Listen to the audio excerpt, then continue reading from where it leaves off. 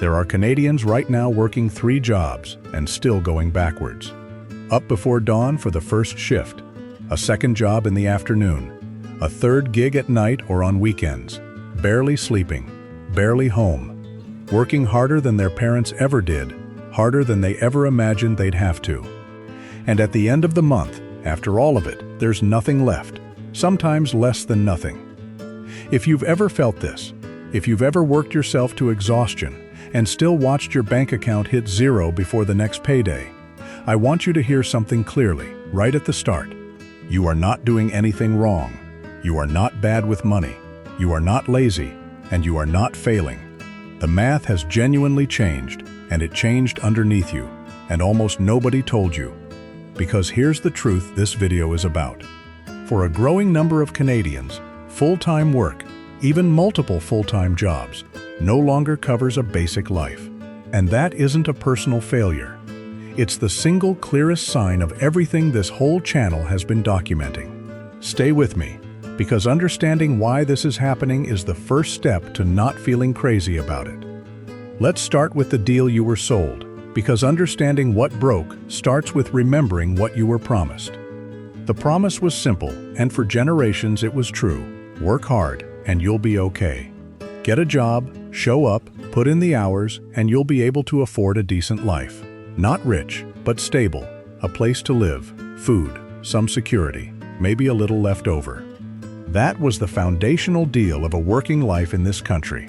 Effort in, stability out. That deal has quietly broken. And the cruel part is that nobody made an announcement. There was no day when someone declared, the arrangement where hard work buys a decent life is now canceled. It just slowly stopped being true, year by year, while everyone kept operating on the old assumption. So people kept doing their part, working hard, even working harder, expecting the old result and getting a new one. That's why this feels so disorienting and so isolating. You're holding up your end of a bargain that the other side quietly stopped honoring. And because nobody announced it, you're left assuming the problem must be you. It isn't. The problem is that the deal changed and didn't tell you. So what actually broke it? The first half of the equation is wages. They stood still. Here's the thing people don't fully register. For a lot of work, wages have grown painfully slowly for a very long time.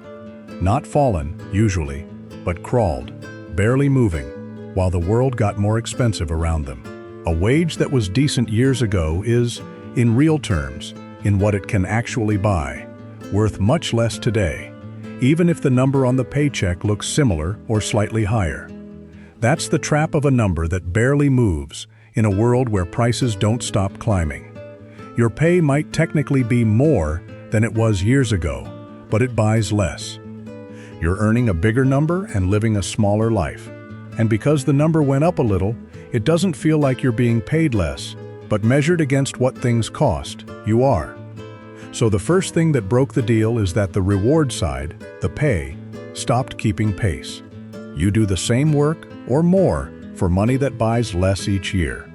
Effort held steady or increased. Reward, in real terms, shrank. The second half of the equation is the costs, and while wages crawled, costs sprinted. We've documented every piece of this across the channel.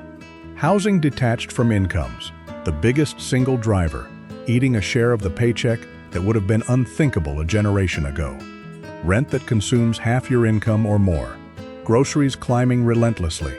Insurance, as we just covered, rising on something you can't opt out of. Every essential, more expensive than the year before. So picture the two lines. Wages, crawling along, nearly flat. Costs, climbing steeply, year after year. And the gap between those two lines is exactly where the pain lives. That gap is why you can work full-time and not make it. It's why a second job doesn't fix it. It's why a third job barely holds the line. Because you're not trying to get ahead. You're trying to cover a gap between what you earn and what life costs that keeps getting wider no matter how many hours you throw at it. That's the machine. Slow wages, fast costs, and a widening gap in between that swallows every extra hour of work you can find. You're not failing to close the gap. The gap is designed, structurally, to outrun you. The third reason is the cruelest, because it's the trap inside the solution. The obvious answer to not enough money is to work more. But working more has hidden costs that quietly eat the extra income. Think it through.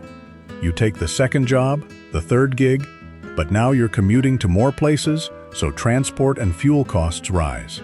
You have no time to cook, so you spend more on convenient, expensive food. You have no time for the small maintenance that saves money, the home repair you'd normally do yourself, the careful shopping, the errands that keep costs down. You're too exhausted to make good financial decisions, and you may be paying for childcare during all those extra hours. So a chunk of the money from the second and third job gets eaten by the cost of working the second and third job. The extra income is real, but it's not as big as it looks, because working more makes life more expensive to run. You're running faster and faster, and a huge share of the extra effort disappears into the friction of running that fast. And there's a cost beyond money that's even more important: your health, your relationships, your sleep, your sanity. The three-job life burns the person living it. So even when it works financially, it's not sustainable. It's a person spending themselves down to survive. That's not a solution. That's a slow emergency. But here's the real reason Canadians can work 3 jobs and still be broke, the shocking one that ties it all together. The floor fell. Full-time work stopped being enough to stand on. For most of modern history, there was a floor under working people. Full-time work, whatever the job, was supposed to keep you above water, to cover the basics of a life. That floor is what made the whole deal work. It meant that if you were willing to work full-time, you would not fall through into genuine crisis. The floor held. What's happened in Canada is that the floor fell below the cost of a basic life. Full-time work now, for a lot of people, lands you under the waterline of what it costs to live, under rent, plus food, plus the essentials. So you're not working to get ahead of the floor anymore. You're working and still finding yourself below it. And when full-time isn't enough to reach the floor, people do the only thing they can. They add another job and another, desperately trying to climb back up to where one job used to put them automatically. That's the shock, and it should reframe how you see this entirely. The 3-job Canadian isn't reaching for luxury. They're reaching for the floor, for the basic stability that a single job used to guarantee. They're working 3 jobs to get to where their parents got with one, and often not even making it. The problem was never that they're not working hard enough. It's that the floor fell out from under the value of work itself. And that's the deepest truth of this whole channel, said as plainly as it can be said. In Canada in 2026, hard work stopped being enough. Not for the lazy, for everyone. That's not a personal problem. That's a broken country, and it's not your fault. Let me make it real, because the statistics hide the actual human cost. Picture someone living this. The alarm goes at 5, first job by 6, on their feet all morning. A rushed change and a drive to the second job in the afternoon, eating something quick and expensive in the car because there's no time. Home for barely an hour to see their kids, who are already wondering why they're never around, before logging on to the third gig at night. Bed past midnight, up again at 5. Repeat. They're not buying anything extravagant. There's no secret splurge. Every dollar is already spoken for before it arrives. Rent, food, the car they need to get to all these jobs, the insurance, the basics. They're exhausted in a way that sleep doesn't fix. Their health is quietly deteriorating. Their relationships are strained by their absence.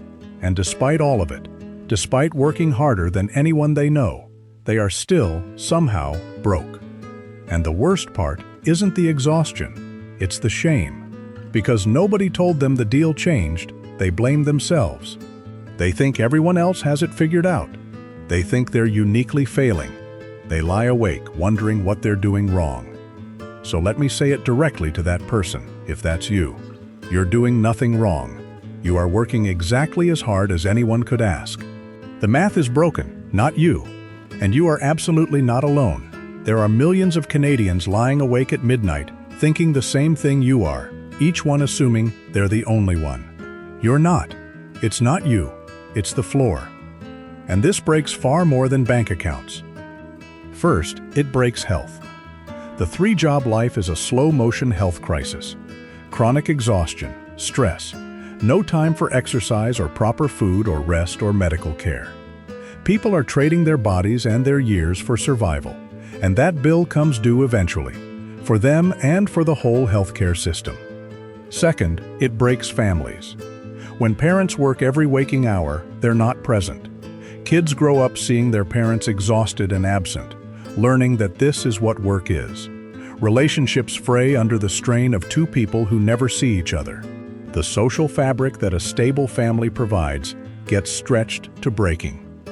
Third, it breaks the future. A person working 3 jobs to survive has no time and no money to build anything. No savings, no retraining, no starting a business, no getting ahead. They're locked in place, running to stay still, with no capacity to climb. An entire segment of the population is being trapped in survival mode, unable to invest in the future because the present takes everything they have. And fourth, it breaks something in the spirit of the country. A nation whose people work harder and harder for less and less becomes exhausted, cynical, and hopeless. When effort stops connecting to reward, people stop believing in effort. And a country that stopped believing hard work pays off has lost something you can't easily rebuild. And this is where everything on this channel comes home. Every single video we've made, the unaffordable homes, the abandoned cars, the empty restaurants, the closing factories, the people leaving, every one of them is a symptom. This is the disease. This is the thing underneath all of it.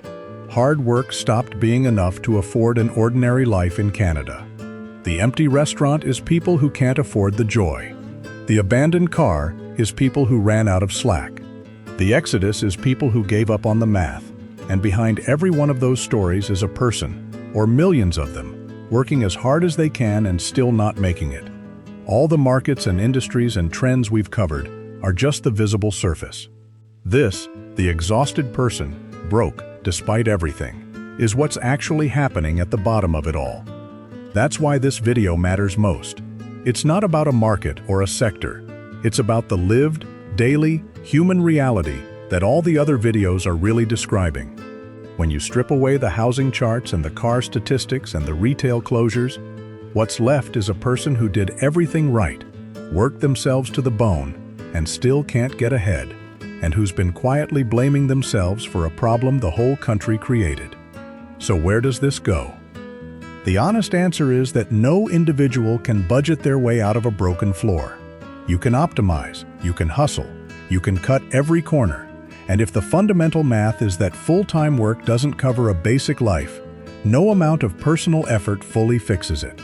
That's not defeatism, it's the truth, and knowing it might save you some of the shame. The real fix is structural, and it's the one this whole channel has been circling. Wages that match the cost of living. Housing that doesn't eat the paycheck. A floor put back under working people so that a full day's work once again buys a full life. Those are choices a country can make. Canada made them before. It built the very floor that fell. It can choose to rebuild it. Until it does, people will keep working 3 jobs to reach for what one used to give, and keep being told it's their fault when they can't. Which leaves the question this whole channel has been building toward, in its simplest and most human form. What happens to a country when its people work as hard as they possibly can, and it's still not enough? So I want to hear from you, and this one especially.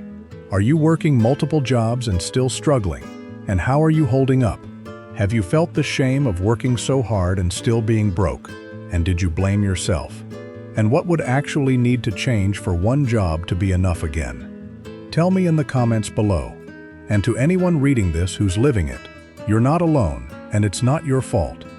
I read every comment, and I think just seeing how many people are in the same boat helps carry the weight a little.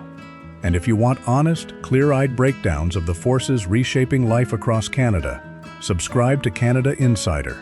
There's a lot more of this story to tell.